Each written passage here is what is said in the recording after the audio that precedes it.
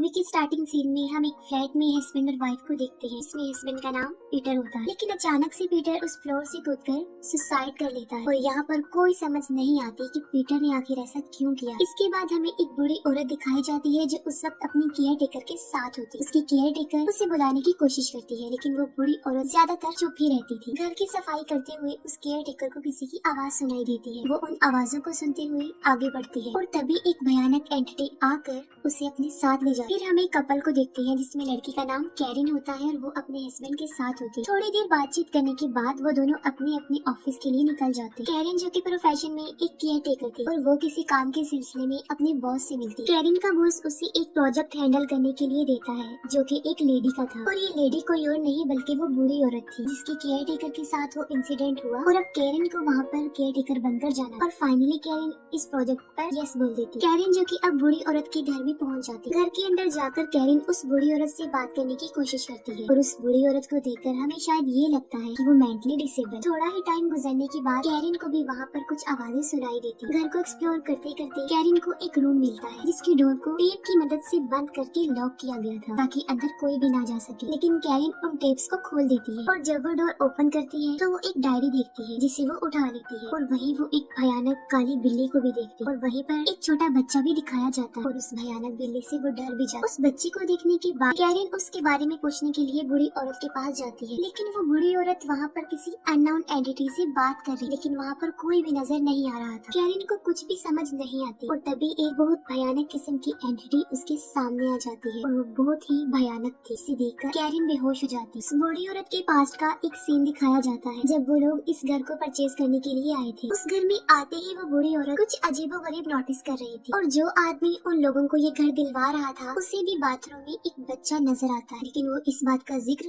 उस फैमिली से नहीं करता, उनसे हाइड रखते। वो लोग एक बार फिर से उस घर में कुछ अजीबोगरीब नोटिस करते। शाम को जब उस बूढ़ी औरत का बेटा घर वापस आता है तब वो देखता है कि घर का सारा सामान बिखरा हुआ है। वो अपनी मदर के पास आता है लेकिन वो भी उसे कुछ नहीं बताती और वो बस ये बताती है कि उसकी वाइफ ऊपर। उस बूढ़ी औरत का बेटा जब अपने रूम में आता है तब वो देखता है कि उसकी वाइफ की हालत काफी खराब है। ऐसा लग रहा था कि जैसे उस लड़के को किसी ने पोजेस कर लिया, लेकिन तभी कोई घोस्ट आकर उन्हें मार डालता। कैरिन का बॉस उसे ढूंढते ढूंढते उस घर में पहुंच जाता है, लेकिन वहां आकर उसे पता चलता है कि वहां पर कोई गड़बड़ है और वो पुलिस को बुला लेता है। डिटेक्टिव कैरिन के बॉस से कुछ क्वेश्चंस करते हैं और वो उन्हें सारे इंफॉर्मेशन देता है। घर को एक्सप्लोर करते हुए डिटेक्टिव को एक अजीब सा रूम मिलता है और ऊपर जाकर चेक करने पर उन्हें 2 डेड बॉडीज भी मिलती है और वो उसी बूढ़ी औरत के बेटे और बहू की डेड बॉडी। कैरिन जो कि हॉस्पिटल में होती है और वो उस घर में उसके साथ होने वाले इंसिडेंट को लेकर काफी परेशान हो। डिटेक्टिव कैरिन से कुछ क्वेश्चन पूछता है और वो उन्हें उसका आंसर करती है। जाते हुए डिटेक्टिव कैरिन को एक पिक्चर देता है। उस तस्वीर में वही बच्चा था जो उसने सीक्रेट डोर वाले रूम में देखा था और यहाँ पर एक बात काफी परेशान करने वाली पता चलती है कि वो बच्चा तो 3 साल पहले ही मर चुका है। ऑफिस में एक लड़की काम करते हुए दिखाई जाती है। काम खत्म कर लेने के बाद वो लड़की वहाँ से जाने लगती है, लेकिन वहाँ पर उसे किसी की मौजूदगी का एहसास होता है। उसे कुछ आवाजें सुनाई देती है। वो लड़की उन आवाजों को सुनकर काफी घबरा जाती है और उसके साथ अजीबोगरीब होने लगता है। वहाँ पर उसे एक एंटिटी नजर आती है जिससे डर कर वो वहाँ से भाग जाती है। वो बिल्डिंग के गार्ड के पास आती है और उसे बताती है कि यहाँ पर कोई है। उसकी ये बात सुनकर गार्ड चेक करने के लिए जाता है। वो लड़की गार्ड के रूम में रुककर सीसीटीवी फुटेजेस देख रही थी और अचानक से वो एक सीसीटीवी की फुटेज में कुछ अजीब नोटिस करती है। वो देखती है कि अचानक से वहाँ पर कोई डीमन आ गया है जो फ्लोर पर चल रहा है। वो काफी डरते हुए अपने घर के लिए वहाँ से निकल जाती है। अपने घर आकर भी वो लड़की डर जाती है और फिर वही भयानक एंटिटी उसे जान से मार डालती है। दूसरी तरफ कैरिन जो इन सारे इंसिडेंट्स की वजह से काफी डरी हुई थी और वो अपने हस्बैंड के पास आ जाती है। रास्ते में वो भयानक एंटिटी कैरिन को कुछ विजन दिखाने की कोशिश करती है, लेकिन वो इस पर ज्यादा ध्यान नहीं देती, इस बात को इग्नोर कर देती है। कैरिन का बॉस अपने ऑफिस में एक लड़की को देखता है जो कि काफी ज्यादा इंजर्ड थी और वो लड़की बेसमेंट की तरफ जाती है और वो भी उसकी हेल्प करने की गर्ज से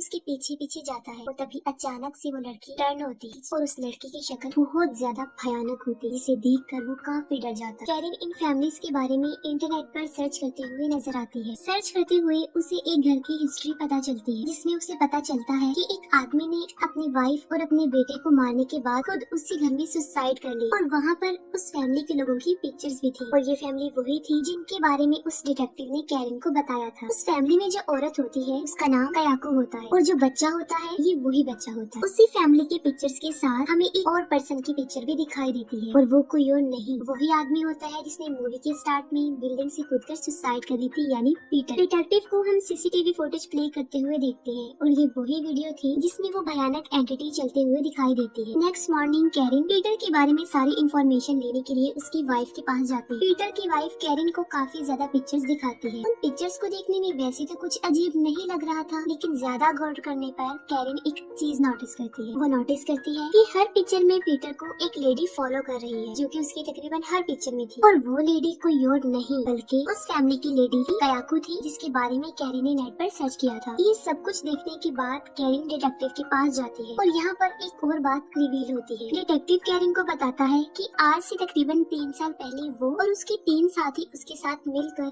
इस केस पर वर्क कर रहे थे। लेकिन बुरी खबर ये है कि इस केस की इन्वेस्टिगेशन के दौरान ही उसके 2 साथी मारे गए। वो कहता है कि डर की वजह से ही मैंने इस केस को क्लोज कर दिया था। डिटेक्टिव कैरिन को बताता है कि अगर किसी जगह पर ब्रूटल तरीके से किसी की मौत हो जाती है तो वहाँ पर एक कर्ज पैदा हो जाता है और उस कर्ज से जान छुड़वाने का सिर्फ एक ही तरीका है, वो ये कि उस कर्ज से लिंक हर चीज को खत्म कर दिया जाए। उसी रात डिटेक्टिव अपने साथ पेट्रोल लेकर उस घर में जाता है ताकि वो उस घर को आग लगा सके, लेकिन उसे खुद ही कोई मार डालता है। कैरिन घर वापस आ जाती है और वहाँ पर उसे अपने हस्बैंड का मैसेज रिसीव होता है। वो बताता है कि वो कैरिन को ढूंढने के लिए उस घर में जा रहा है। ये मैसेज सुनकर कैरिन फौरन अपने हस्बैंड की जान बचाने के लिए भागती है। कैरिन जब घर पहुँचती है तब वहाँ पर वो पीटर की सॉल से मिलती है। पीटर की सॉल उसे बहुत सारी पिक्चर्स दिखाती है और वही डायरी जो कैरिन को भी मिली थी। उस डायरी के हर पेज पर पीटर का नाम तकरीबन हजारों टाइम लिखा गया था और यहाँ पर सारे राज सामने आ जाते हैं। वो लेडी कयाको जो कि पीटर को काफी लाइक करती थी और यही वजह है कि वो पीटर को फॉलो करती थी और उसकी हर पिक्चर में कैप्चर हो गई थी। लेकिन पीटर को उसके बारे में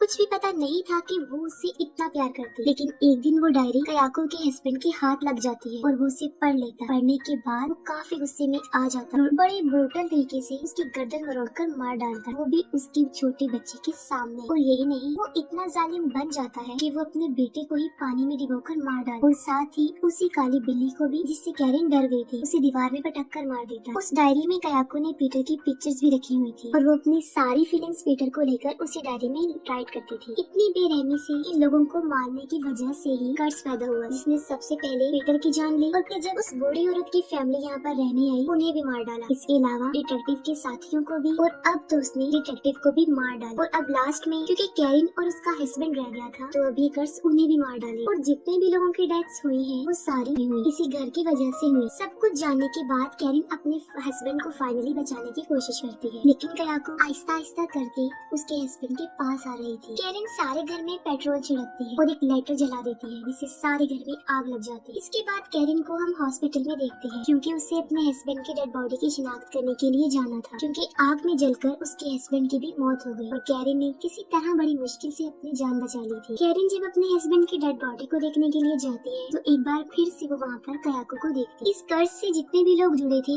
वो सब मारे गए, लेकिन कैरिन के हस्बैंड की मौत कैसे हुई ये हम सेकंड पार्ट में देखते हैं और ये पार्ट यहीं पर एंड हो जाता है।